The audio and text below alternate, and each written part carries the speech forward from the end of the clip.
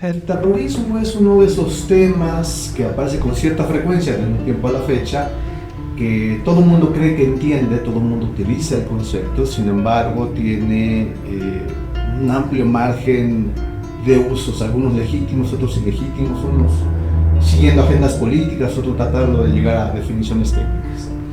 Bien, ¿qué problema tiene el terrorismo? En primer lugar es que había un escritor que escribió una obra con Chomsky que decía: si no te gusta algo, llámalo terrorismo, ¿no? ¿A qué nos referimos con eso? A que lo que para unos es un movimiento revolucionario, un movimiento insurgente, para otros es un movimiento terrorista.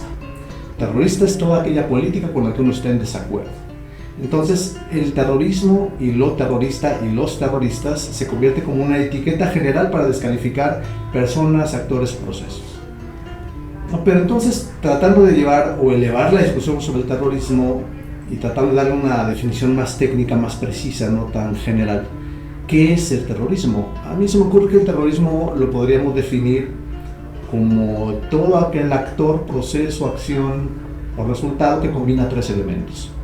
Primero, es un acto violento que se ejecuta con una agenda política, o sea, el fin último del terrorismo siempre es político. Tiene como víctimas a personas inocentes o a civiles, como lo quiera llamar, y tres, es violatorio del derecho internacional, de los derechos humanos en particular. Entonces son tres elementos: violatorio del derecho internacional de los derechos humanos, tiene una agenda política a sus resultados y las víctimas son inocentes. No es que se cumpla uno o dos de estos principios, se tienen que cumplir los tres para poder definir un acto como terrorista. ¿Por qué? Porque si tenemos un acto que, por ejemplo, tiene como víctimas inocentes y es violatorio del derecho, entonces lo que tenemos es un acto de delincuencia común. Si tenemos un acto que, por ejemplo, es violatorio del derecho y tiene una agenda política, pero sus víctimas son militares, bueno, pues es un acto de guerra, pero no necesariamente terrorista. Entonces el tema es ese: necesitamos víctimas inocentes, violatorio del derecho y una agenda política final. Uno a veces ve, por ejemplo, que de pronto estalla alguna instalación pública en la Ciudad de México o en alguna otra capital latinoamericana, y lo que aparece inmediatamente en redes sociales es un acto terrorista.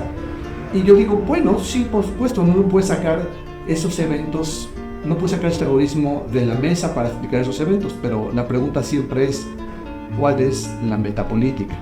¿Cuál es la agenda política? ¿Cómo afecta de manera directa los procesos políticos en el lugar? Y ahí es donde el argumento terrorista con mucha frecuencia se disipa. El resultado de delincuencia, de negligencia, de irresponsabilidad, de torpeza, de inexperiencia, pero no necesariamente de un acto terrorista. Ahora, el tema con el terrorismo también es que si no tenemos una definición técnica precisa, entonces se convierte en una bandera que abre la posibilidad a múltiples acciones. Así tenemos, por ejemplo, que con la guerra de Afganistán se comenzó a utilizar un eufemismo para no llamar a los talibán o a los miembros de Al-Qaeda en particular enemigos de guerra. ¿Por qué? Porque si uno califica a un actor con el que tiene un conflicto armado como un enemigo de guerra, entonces se activan los protocolos de Ginebra y las convenciones de Ginebra y sus protocolos adicionales para la protección de los prisioneros de guerra, que es lo que debería de haber activado cuando Estados Unidos invadió Afganistán. No, ¿cómo llamaban a los combatientes de Al-Qaeda y de los talibanes? Les llamaban agentes activos ilegales, era más o menos el nombre, pero hacían lo posible por encontrar una fórmula verbal que no les reconociera el estatus de fuerza beligerante para que entonces el derecho no los protegiera. Y eso era en términos técnicos, pero en términos públicos decían: ¿qué estamos haciendo? Estamos cazando terroristas, y no se daban el tiempo para definir qué cosa era un terrorista. Ahora, aquí hay que distinguir también que existen dos grandes categorías de acto terrorista o de terroristas. Son los terroristas independientes u organizacionales y el terrorismo de Estado. Lo que aparece en las noticias con frecuencia son actos de terroristas o de grupos definidos como terroristas, y tenemos bombas, balaceras, secuestros, amenazas.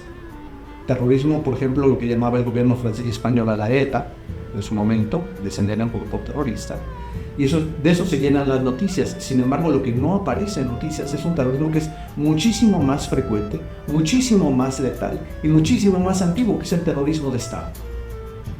¿Por qué no se ve porque queda de manera soterrada en el inconsciente colectivo, porque normalmente son procesos de muy largo alcance y son actores institucionales quienes ejecutan, no actores individuales. Es más fácil generar la imagen del enemigo cuando tienes a un millonario oscuro saudita lejano como Osama Bin Laden, y cuando dices, bueno, ¿quién es el responsable de un acto de terrorismo de Estado? El Departamento de Estado, o el Pentágono, o la CIA, o el gobierno de los Estados Unidos, o cualquier otro ente gubernamental. Cuando el actor es institucional, el acto terrorista, aunque sea mucho más letal y mucho más masivo, pasa desapercibido.